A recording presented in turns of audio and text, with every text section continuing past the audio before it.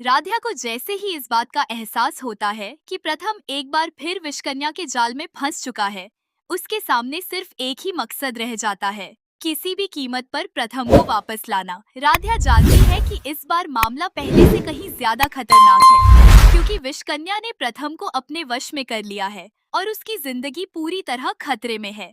अपने परिवार वालों की बातों और तमाम डर को पीछे छोड़कर राधिया अकेली विषकन्या के ठिकाने तक पहुंच जाती है। वहां का माहौल देखकर ही राधिया के रोंगटे खड़े हो जाते हैं।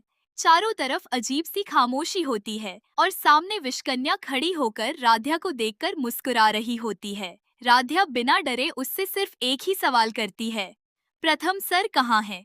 विषकन्या राधिया की तरफ देखकर कहती है कि अगर वह सच में अपने पति को बचाना चाहती है तो उसे बहुत बड़ी कीमत चुकानी पड़ेगी। लेकिन राधिया के चेहरे पर डर नहीं, बल्कि अपने प्यार को बचाने का जुनून साफ दिखाई देता है। तभी विषकन्या राधिया को ऐसा दृश्य दिखाती है जिसे देखकर उसके पैरों तले जमीन खिसक जाती है। विषकन्या प्रथम के शरीर से उसकी आत्मा को अलग करके राधिया के सामने ले आती है और कहती है, यह रहा तुम्हारा प्रथम, लेकिन अब ये तुम्हारे किसी काम का नहीं है। तुम इसे चाहकर भी दोबारा जिंदा नहीं कर सकती। यह सुनते ही राधिया की आंखों के सामने अंधेरा छा जाता है। कुछ पल के लिए उसे समझ ही नहीं आता कि वह क्या करे।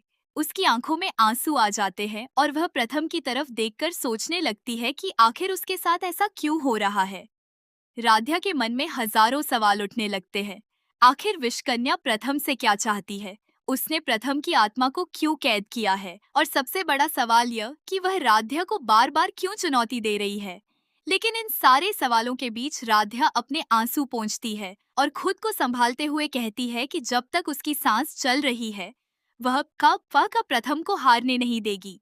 राधिया विषकन्या के सामने हाथ जोड़ने के बजाय उसके सामने मजबूती से खड़ी हो जाती है। वह कहती है, तुम मेरी कितनी भी परीक्षा ले लो, मेरे सामने कितनी भी मुश्किलें खड़ी कर दो, लेकिन मैं अपने प्रथम सर को बचाकर रहूंगी।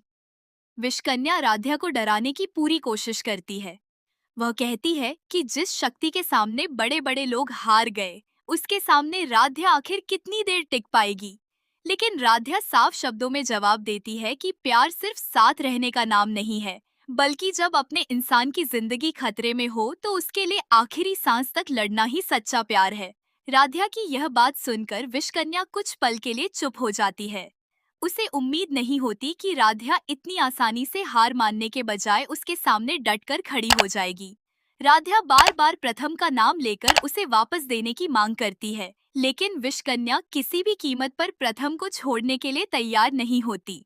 दोस्तों, अगर आप लोग भी प्रथम और राधिया को पसंद करते हैं तो अभी के अभी इस वीडियो को एक लाइक करके चैनल को जरूर से जरूर सब्सक्राइब करें। इसके बाद राधिया प्रथम के पास पहुंचती है। प्रथम पूरी तरह बेहोश पड़ा होता है और उसकी हालत देखकर राधिया का दिल टूट जाता है। वह उसके पास बैठकर उसका हाथ अपने हाथों में लेती है और भावुक होकर कहती है, प्रथम सर, आप मेरी आवाज सुन रहे हैं ना? आप मुझे छोड़कर नहीं जा सकते। मैंने आपसे वादा किया है कि जिंदगी चाहे हमें कितनी भी दूर क्यों न ले जाए, मैं आपको वापस लेकर रहूंगी। राधिया की आंखों से लगातार आंसू गिरने लगते हैं, लेकिन इस बार वह रोकर रुकने वाली नहीं होती। वह प्रथम के शरीर को अपनी गोद में उठा लेती है और वहां से जाने लगती है। विषकन्या उसे रोकने की कोशिश करती है, लेकिन राधिया पीछे मुड़कर भी नहीं देखती।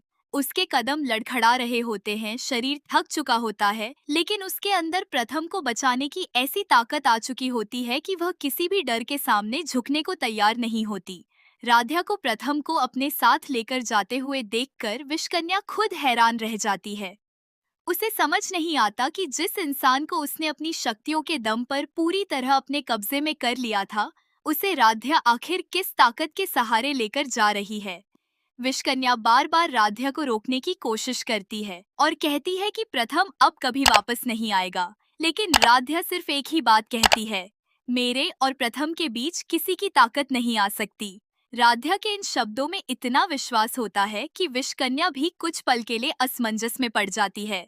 आखिरकार राधिया तमाम मुश्किलों का सामना करते हुए प्रथम को लेकर वहां से निकल जाती है।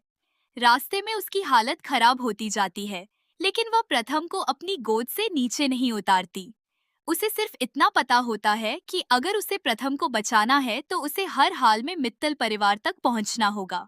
उधर मित्तल परिवार में जब राध्या प्रथम को लेकर वापस पहुंचती है तो पूरे परिवार में हड़कंप मच जाता है। हर कोई प्रथम की हालत देखकर घबरा जाता है। किसी को समझ नहीं आता कि आखिर उसके साथ क्या हुआ है। राध्या बिना समय गंवाए परिवार वालों से कहती है कि उन्हें तुरंत किसी ऐसे तांत्रिक को बुलाना होगा जो प्रथम की आत्मा को वापस उसके शरीर में ला सके।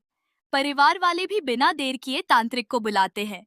तांत्रिक प्रथम को देखकर गंभीर